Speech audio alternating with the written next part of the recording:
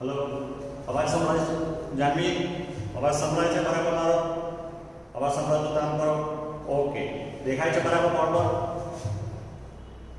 Okay ચાલો start તો આગળ આપણે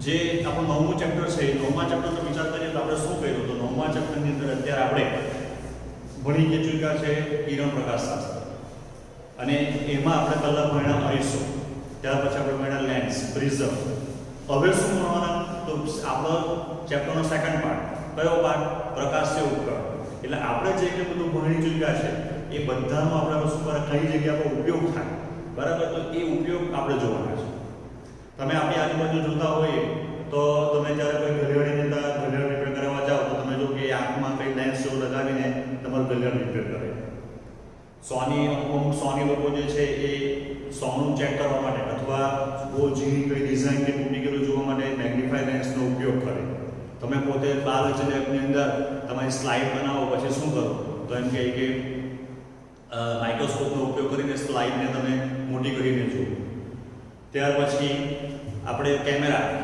બરાબર આપણો પ્રોજેક્ટર બધી યુઝ કરીએ તે એ બી આ બધું શું છે તો બધું પ્રકાશીય ઉપકરણ જ છે બાયનોક્યુલર દૂરબીન ટેલિસ્કોપ આ બધું એક પ્રકારના પ્રકાશીય ઉપકરણ છે તો હવે એની અંદર શાનો ઉપયોગ થાય તો લેન્સ અને અરીસાનો ઉપયોગ થાય જેની ડિટેલમાં ચર્ચા આપણે કરી ચૂક્યા છે બરાબર તો હવે આપણે શું કરવાનું છે તો એની અંદર જે આપણા ઓપ્ટિકલ ઇન્સ્ટ્રુમેન્ટ છે પ્રકાશીય ઉપકરણો એ આપણે જોવાના છે તો એમાં મેઇન પ્રકાશીય ઉપકરણ જો આપણે ભણવાના છે એ માઇક્રોસ્કોપ અને ટેલિસ્કોપ બરાબર છે કેમેરા પર સિલેબસમાં તો નીકળી ગયેલો છે એટલે આપણે બે ભણવાના છે તે કયા છે તો માઇક્રોસ્કોપ અને ટેલિસ્કોપ એ જોતા પહેલા આપણે જે જોવાનું છે જે ઘણી બધી ઇમ્પોર્ટન્ટ વસ્તુ છે અને એ છે નિયર પોઈન્ટ ડિસ્ટન્સ અથવા એને ગુજરાતીમાં લખીએ તો નજીક બિંદુ અંતર જેને કેપિટલ D વડે દર્શાવે તો નજીક બિંદુ અંતર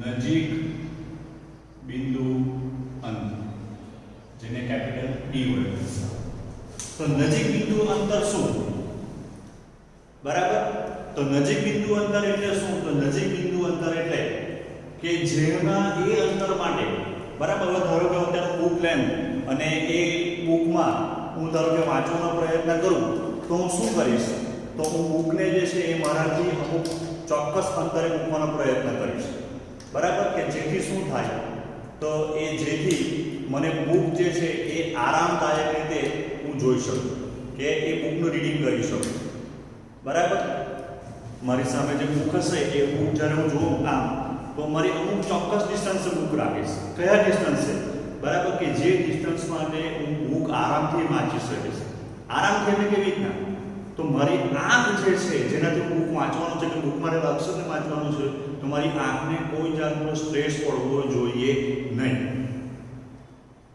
ધારો કે આપણે વિચાર કરીએ કે કોઈની એની આંખ છે એટલે કોઈ એથી જોતું છે એની સામે આપણે કોઈ વસ્તુ મૂકી હું છું ને અમારી સામે પેન છે હું અહીંયા મૂકીશ તો બી મને પેન દેખાશે અહીંયા મૂકીશ તો બી પેન દેખાશે અહીંયા ગમે તે જગ્યા ઉપર મૂકીશ મને પેન તો દેખાવાની જ પણ અહીંયા મૂકવાથી જ્યારે આ બે વચ્ચેમાં આંખ અને પેન વચ્ચેનું ડિસ્ટન્સ એવું હોય કે જેથી મને મારી આંખમાં થોડો સ્ટ્રેસ અનુભવાય બરાબર છે તો એ મારા માટે આરામદાયક ડિસ્ટન્સ કે નિયર બિંદુ ડિસ્ટન્સ નથી હું એને આગળ ખસેડીશ હું એને પાછળ લઈ જઈશ ધારો કે અહીંયા મૂકવાથી આટલા ડિસ્ટન્સ માટે જો હું આરામદાયક રીતે જો વસ્તુને જોઈ શકું તો આટલું જે ડિસ્ટન્સ આવે એ મારા માટે કેપિટલ D જેટલું થાય જેને નિયર પોઈન્ટ ડિસ્ટન્સ અથવા નજીક બિંદુ અંતર કહેવાય એ ઓપ્ટિકલ ઇન્સ્ટ્રુમેન્ટ માટે ઘણું બધું ઇમ્પોર્ટન્ટ હોય કેમ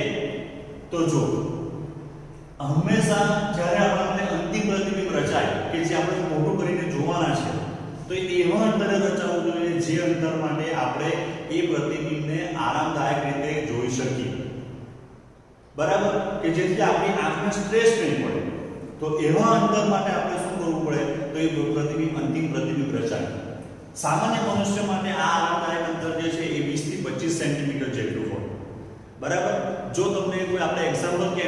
મળતા હોય ને આરામદાયક અંતર તમને આપી દીધેલું હોય, બરાબર, તો તમારે એ લેવાનું.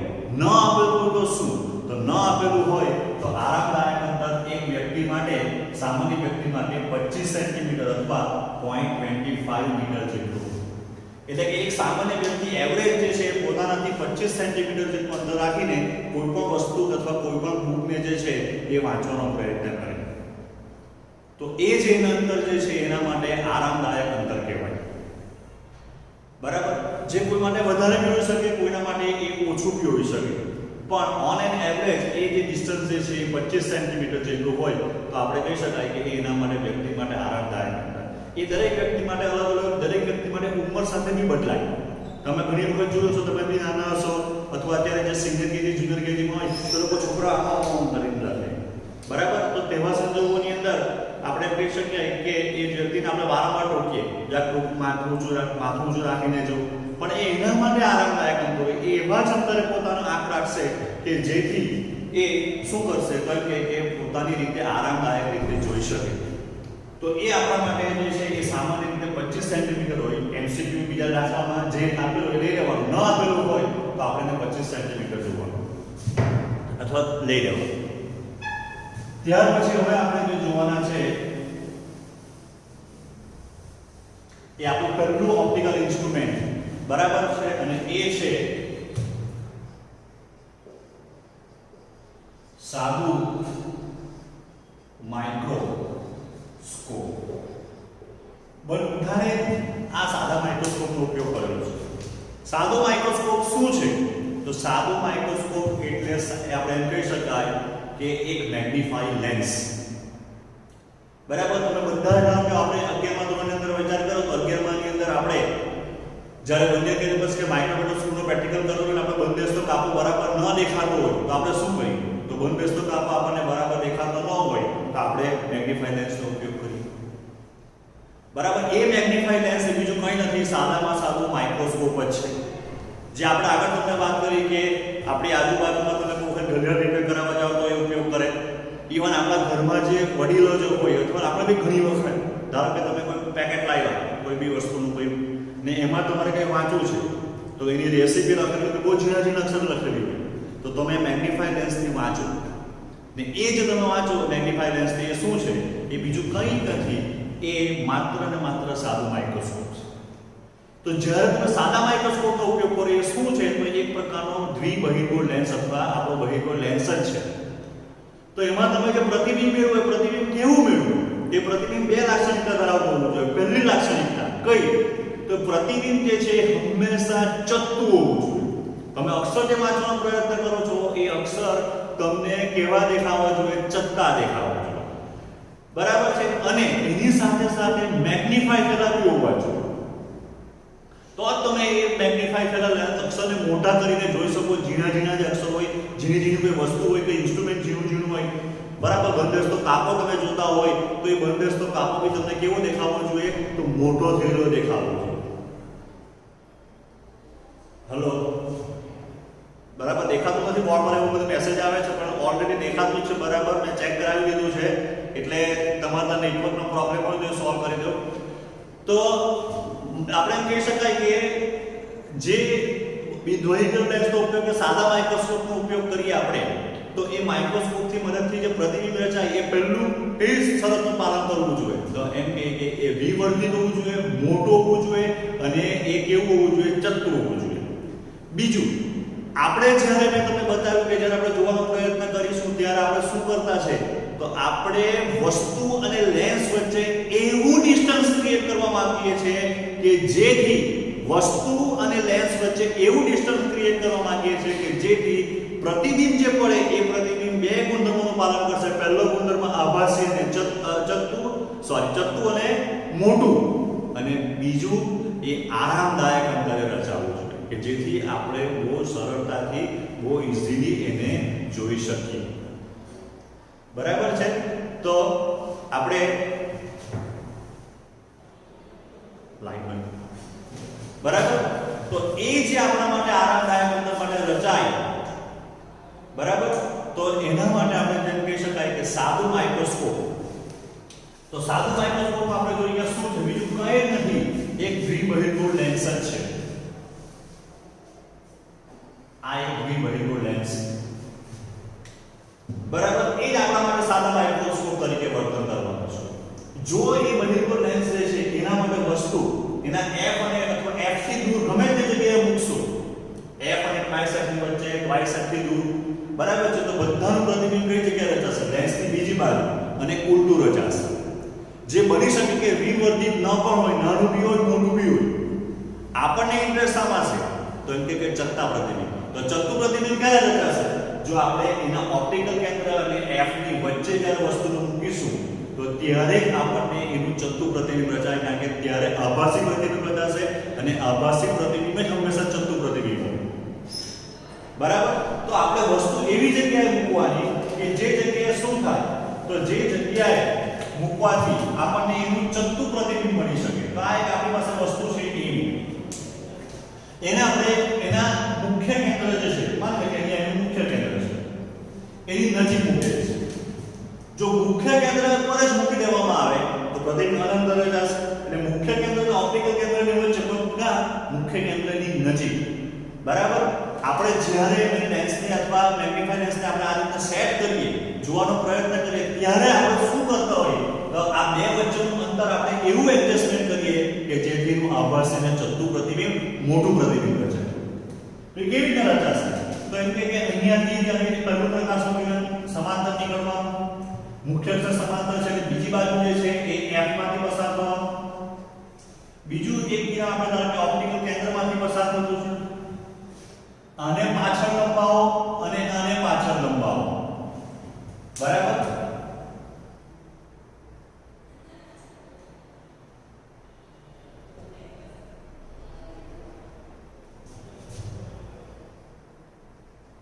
હવે થોડું એડજસ્ટમેન્ટ કરવું પડે આકૃતિમાં. આકૃતિ બરાબર દોરવી હોય તો અહીંયા આપણે શું કર્યા? તો આ બંને જે કિરણ જે છે એ બંને કિરણ આમ જતા હતા, તો પાછળ લંબાવ્યા. ખરેખર ભેગા થતા નથી, ભેગા થવા આપણે કર્યા તો ભેગા થવાનો પ્રયાસ થતો હતો. એટલે આપણે એમ કહી શકાય કે આ જગ્યાએ એનું આભાસી પ્રતિબિંબ રચાશે, જે ચત્તુ રચાશે. બરાબર. તો અહીંયા એનું પ્રતિબિંબ રચાય. જો વસ્તુ જે છે એ વસ્તુ આપણી a e હોય તો એનું પ્રતિબિંબ આ a ડેશ b ડેશ રચાય. વસ્તુ અને લેન્સ વચ્ચેનું અંતર આપણે એટલું રાખ્યું, આ x ધર્મીઓને x કહે, જે આપણા માટે વસ્તુ અંતર છે, કે જેથી પ્રતિબિંબ જે છે એ ચત્તુ મોટું અને સૌથી ઇમ્પોર્ટન્ટ વસ્તુ કઈ જગ્યાએ રચાય? તો એ સૌથી ઇમ્પોર્ટન્ટ આપણે કહી શકાય કે નિયર પોઈન્ટ ડિસ્ટન્સ b પર રચાય. આપણી આંખ જે છે તે આ બાજુ અહીંયા હશે. એટલે આંખ આપણે જોવા જઈએ તો અહીંયા એવી જગ્યાએ પ્રતિબિંબ રચાય કે જે જગ્યાએ પ્રતિબિંબ રચાય પ્રતિબિંબ મોટું, ચત્તુ અને કેવું દેખાય? તો એ નિયર પોઈન્ટ ડિસ્ટન્સ દેખાય, જેથી આપણી આંખ જે છે એ આંખ એને આરામદાયક રીતે જોઈ શકે એવા અંતરે રચાય. તો આ પ્રતિબિંબ કેવી રીતે રચાય? સાદા માઇક્રોસ્કોપમાં તે આપણે જોઈએ. હવે સાદા માઇક્રોસ્કોપની આપણે મોટો શક્તિ અથવા મોટોની શક્તિ, મેગ્નિફાઇંગ પાવર જોવાનું છે કે આપણને લેન્સ કેટલું મોટું પ્રતિબિંબ કરી આપે.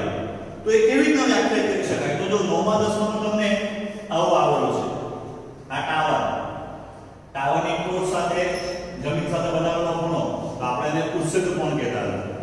બરાબર. તો અહીંયા હવે આ જગ્યાએ શું થાય? તો અહીંયા ખૂણો બને. જો ટાવરની ઊંચાઈ વધતી જાય આ ખૂણો વધતો જાય.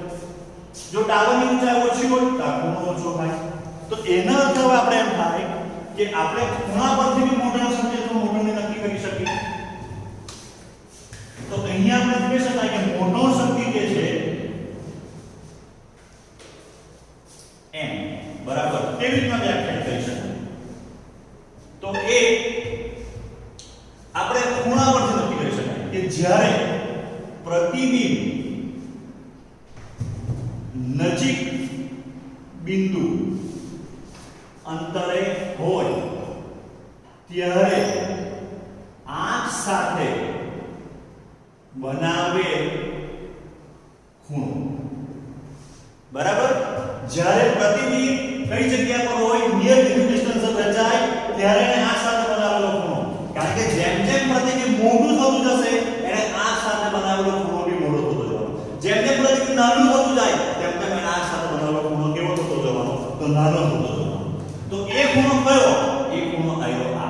જેને હું બીટા વડે દર્શાવું. બરાબર.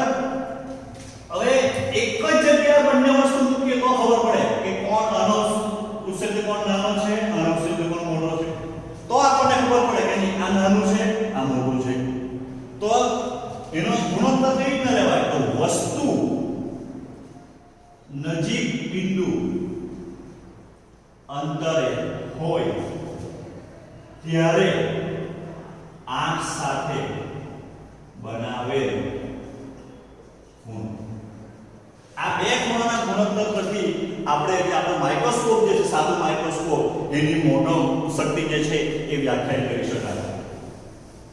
જે આપણે જે ખૂણો લીધો એ કયો? બીટા. કયો? જે પ્રતિબિંબને બનાવેલો છે. બરાબર. વસ્તુ તો જો વસ્તુને આપણે અહીંયા મૂકી દઈએ તો a ડબલ ડેશ. તો a ડબલ ડેશ અહીંયા વસ્તુ આંખ સાથે બનાવેલો ખૂણો કેટલો થાય?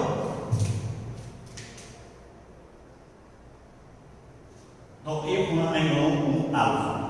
એનો અર્થ એમ થયો કે હવે જો મોટો શક્તિ જે છે એ મોટો શક્તિ m આપણને શું મળે?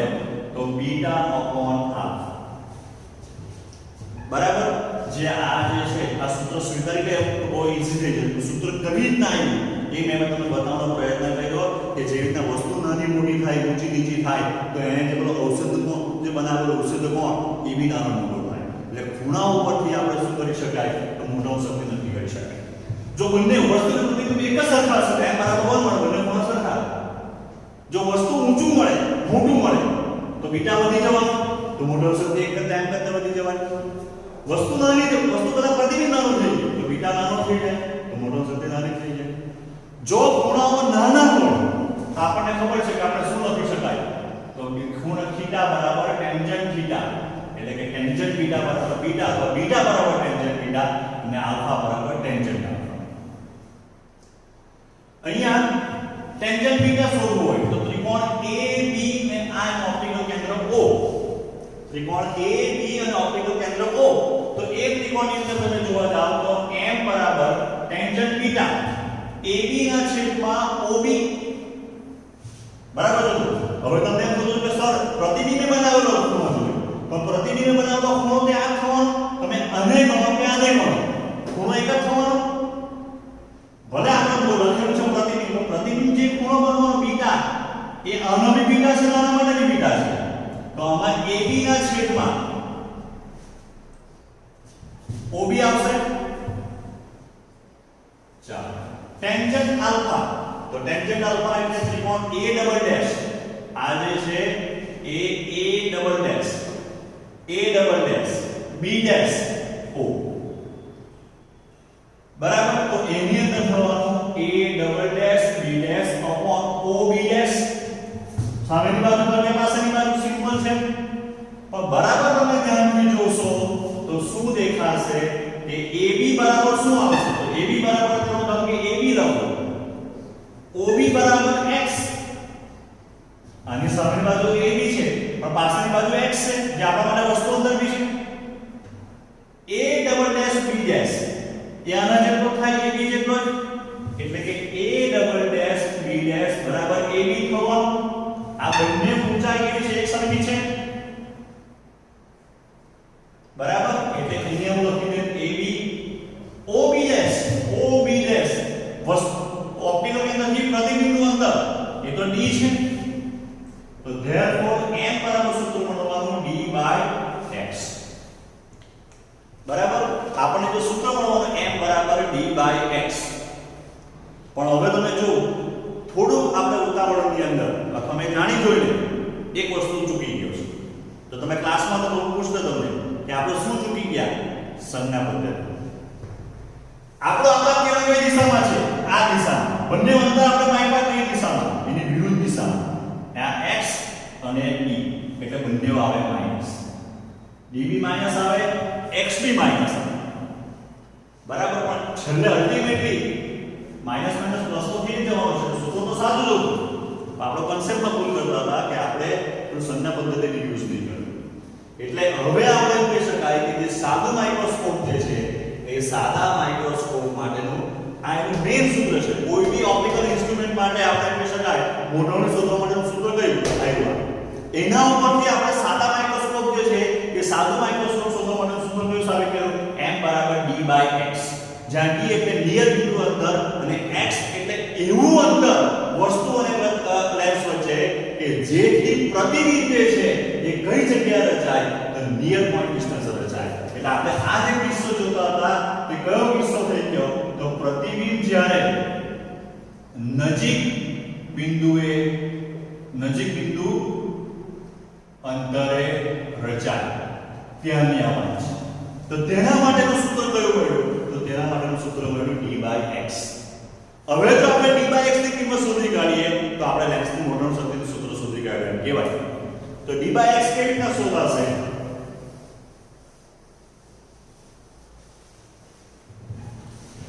તો એના માટે હું લખું જો લેન્સ અથવા આપણો જે સાદો માઇક્રોસ્કોપ છે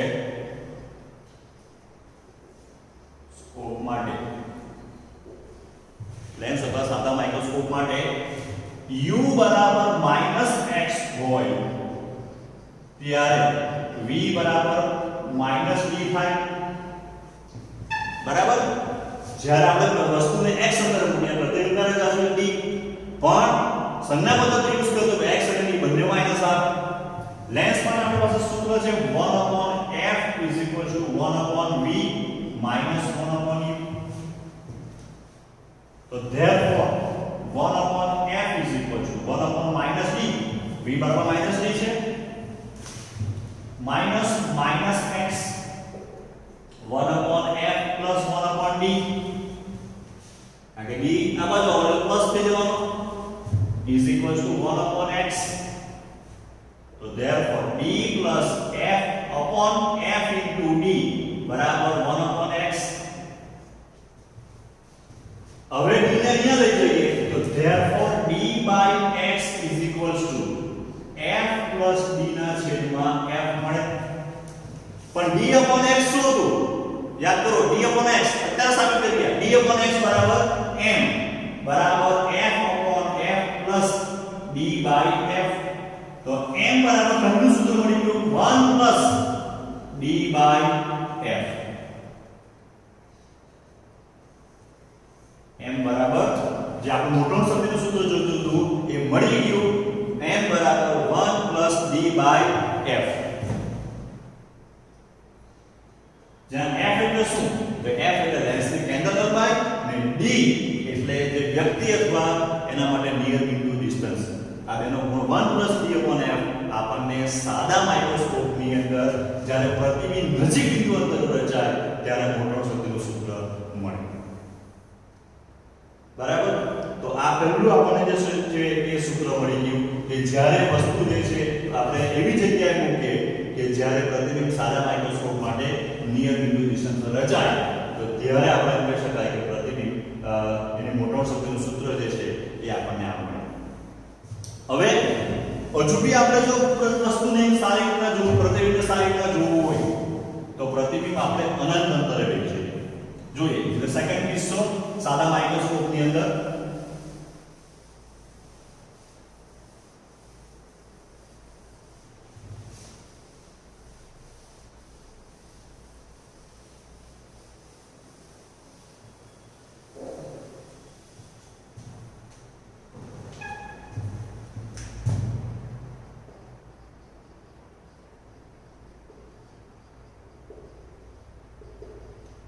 સાદું માઇક્રોસ્કોપ પ્રતિબિંબ અનંત અંતરે રચાય ત્યારે. હવે પ્રતિબિંબ આપણું જે છે એ અનંત અંતરે રચાવું જોઈએ કે જેથી આપણે વધુ આરામદાયક રીતે પ્રતિબિંબ જોઈ શકાય. જેમ બને આપણે આખું થોડું દૂર હશે ને વસ્તુ પ્રતિબિંબ તેમ આપણને સ્પષ્ટ વધારે દેખાય. ભલે એની મેગ્નિફિકેશન કે મોટો થતો ઓછી થઈ જાય તો કંઈ નહીં પણ આપણે પ્રતિબિંબ જે છે તે વધારે સ્પષ્ટ કઈ જગ્યાએ દેખાય એ જ આપણા માટે ઇન્ટેન્સ હોય. તો આ છે આપણો સાદો માઇક્રોસ્કોપ એટલે મળેલું ટેન્શન. હવે તો આપણે વસ્તુને એવી જગ્યાએ મૂકીએ કે જેથી પ્રતિબિંબ અનંત અંતરે રચાય. તે બી ચલતું, તો આપણે ક્યાં મૂકવું પડે ડિસ્કસ કરીએ. પહેલા પ્રતિબિંબ મેળવી લઈએ. તો આ કઈ કે બાજુ જાય,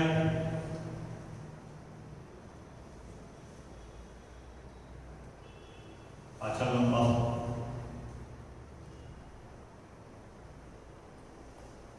અહીંયા ઓપ્ટિકલ કેન્દ્રમાંથી પસાર થવાનું.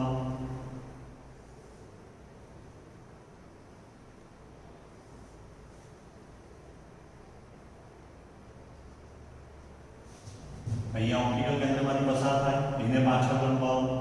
એટલે આ બંને જે પ્રકાશના કિરણો જે છે એ અનંત અંતરે ભેગા થશે.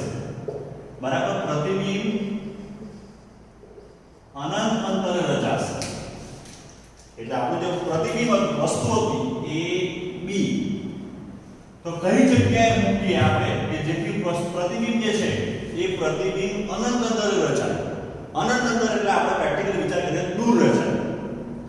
બરાબર. તો વધુ સ્પષ્ટ રીતે આપણે જોઈ શકાય તો આપણે એમ કહી શકાય કે આ જે ડિસ્ટન્સ જે આપણને x હતું એ x બરાબર કેટલું મળે, f મળે. કારણ કે જ્યારે આપણે f ઉપર જ્યારે વસ્તુ મૂકીશું ત્યારે પ્રતિબિંબ જે છે એ અનંત અંતરે રચાશે.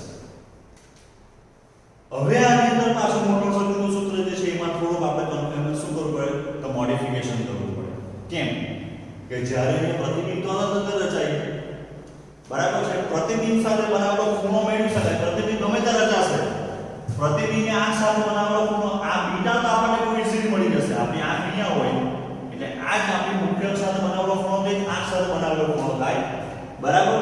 તો એ તો બીટા એટલે પ્રતિબિંબ બને અનંત અંતરે રચાતું પણ એનો ખૂણો તો બીટા કરવાનો. એટલે આના માટે મોટર સર્કિટનું સૂત્ર એમ જે આપણે વ્યાખ્યાયિત કરીએ એ કયું તો પ્રતિબિંબ એ આંખ સાથે બનાવેલ ખૂણો. પ્રતિબિંબ આંખ સાથે બનાવેલો ખૂણો જે આગળમાં બી આવવાનો પણ વસ્તુ તો તેને આપણે ખસેડીને આમાં જ મૂકી દેતા જેથી આપણને ખૂણો મળી જતો. તો અહીંયા પોસિબલ નથી તો અહીંયા આપણે એવું કરવું પડે વસ્તુ જ્યારે નજીક બિંદુ અંતરે હોય ત્યારે આંખ સાથે બનાવેલ ખૂણો. બરાબર. એટલે વસ્તુને આપણે કઈ જગ્યાએ મૂકવાની તો વસ્તુને આપણે મૂકવાની નિયર બિંદુ ડિસ્ટન્સ ઉપર. એટલે આપણી જે વસ્તુ જે હતી આ ધારો કે h ઊંચાઈની વસ્તુ હતી તો h ઊંચાઈની વસ્તુ થઈ ગયા આપણી આંખ જે છે તે અહીંયા.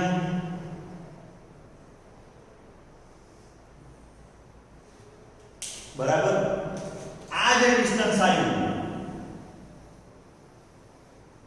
એ d અને આંખ સાથે બનાવેલો ખૂણો અહીંયા આલ્ફા. એટલે આલ્ફા બીટા પણ આલ્ફા જ આવવાનો છે પણ આલ્ફા હવે આપણે અહીંયા લઈ શકાય એવું નથી. તો એના માટે આપણે એવું કરવું પડે કે જ્યારે વસ્તુ જે છે એ નિયર પોઈન્ટ ડિસ્ટન્સ મૂકવામાં આવે ત્યારે એ આંખ સાથે કેટલો ખૂણો બનાવે એ જે ખૂણો આપણે લઈ લઈએ. બરાબર. તો એ ખૂણાને આપણે આલ્ફા તરીકે સ્વીકારીએ. તો હવે ન્યૂટન સૂત્રનું સૂત્ર જે આપણને મળે એ m બરાબર બીટા અપોન આલ્ફા. ફરીથી પાછું તે therefore m બરાબર tangent beta upon tangent alpha. તમે આ સૂત્રમાં મૂકીને બી શોધી શકો, અલગ અલગ બી શોધી શકો કે ટેન્જન્ટ બીટા બરાબર શું મળશે. તો ટેન્જન્ટ બીટા તો ab ના છેદમાં ob, ab ના છેદમાં ob. ab એટલે h છે આઈ વાત, ob એટલે f. ટેન્જન્ટ આલ્ફા તો ટેન્જન્ટ આલ્ફા એટલે હું ધારો કે આને a ડેશ આ b ડેશ અને આ o ડેશ તો a dash b dash upon o b dash તો o ડેશ b ડેશ તો a કેટલું મળશે તો a h અપોન d મળે.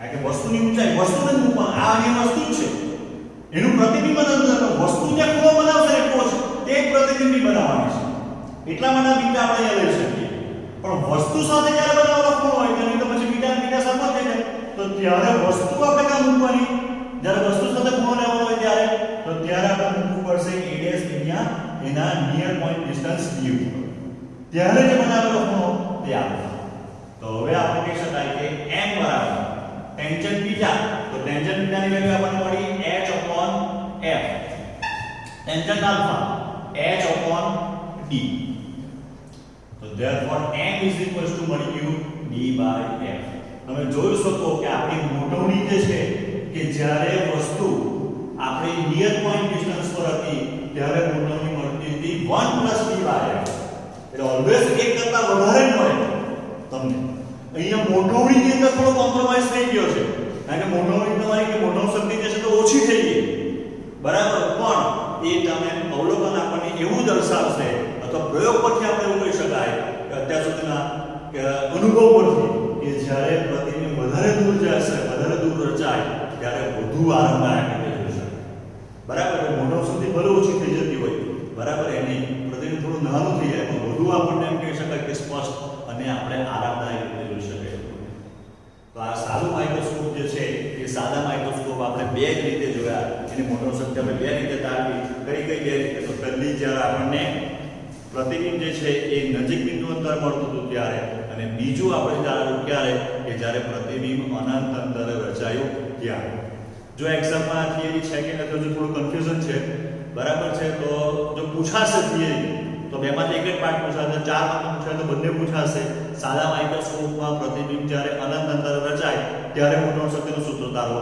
અથવા નિયર બિંદુ ડિસ્ટન્સ રચાય ત્યારે સૂત્ર તારવો અથવા બંને સૂત્ર બરાબર છે પણ યુઝ કરવાનો જ્યારે વારો આવશે બરાબર સમજજો જ્યારે યુઝ કરવાનો સૂત્ર વારો આવશે એમસીક્યુ ની અંદર નીટમાં આપણને ખાસ તો ત્યારે જો આ સૂત્ર તારવો કે આ જવાબ બી આન્સરમાં હશે ને આ બી ઓપ્શનમાં હશે એટલે આપણે જોવું પડશે કે તમારે કયું સૂત્ર વાપરવાનું છે આ જ્યારે અનંત અંતરે ઘણે દૂર રચાય અનંત અંતરે રચાય એવા શબ્દ વાપરવાનો હોય ત્યારે m બરાબર d/f સૂત્ર વાપરવાનું બરાબર ને જ્યારે આપણે કહી શકાય કે એના નિયર બિંદુ અંતરે રચાય 25 સેન્ટીમીટર 20 સેન્ટીમીટર એવું અમુક ઓછું અંતરે જ્યારે રચાતું એવું જો કીધેલું હોય તો માનવાનું કે આપણને આ સૂત્રનો ઉપયોગ કરવા કીધેલું છે ઓકે તો અહીંયા આપણે આ ટોપિક જે છે ગઈકાલે તો આપણે જે ટોપિક ચલાવેલો એ ટોપિક હવે આપણે જે છે એ ચલાવેલો કેમ કે